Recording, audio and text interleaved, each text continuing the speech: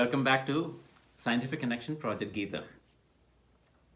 Last week, we discussed ways in which our modern lives are taken over by amygdala hijack, the primary reason for chronic anxiety. Now, the first step in avoiding or minimizing the effect of such relentless amygdala hijack is disengaging. This is what modern psychologists and scientists who study emotional intelligence are recommending. Disengaging here means being aware of what you're feeling and observing what exactly it is that you're feeling. Is it fear? Is it jealousy? Is it insecurity? What is it? With this kind of observing, you can separate yourself from your feelings. You can then realize that who you are really is not defined by your feelings. The Gita emphasizes this point in multiple places. Chapter 2 discusses the yoga of knowledge, and several chapters discuss the merits of detachment. Detachment is a higher form of disengagement, by the way. Chapters 3, 4, 9, for example, teach us about how action should be performed and what detachment actually means. And chapter 12 discusses the devotion and what that means in terms of how we perform our duties. All the advice that is given out in these various chapters is extremely useful in warding off the amygdala hijack that we've been discussing.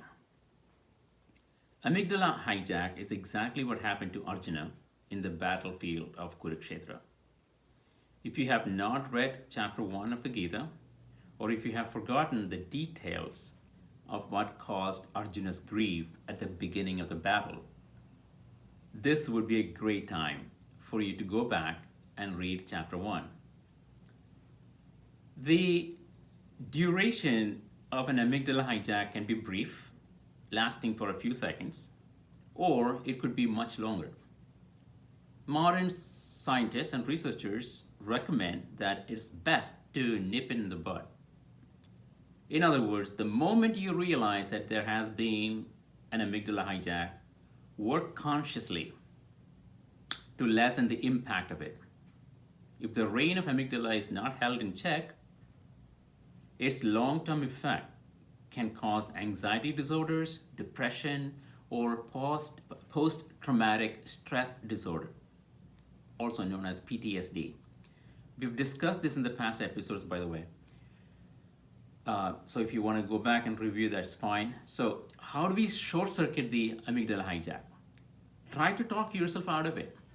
Yes, reason with yourself. This is exactly what Sri Krishna does in the Gita.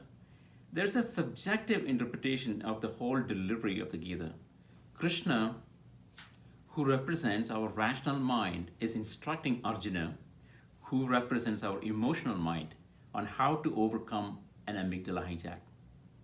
So when you look at the dialogue between Krishna and Arjuna this way, you can truly appreciate the scientific content of the message of the entire Gita.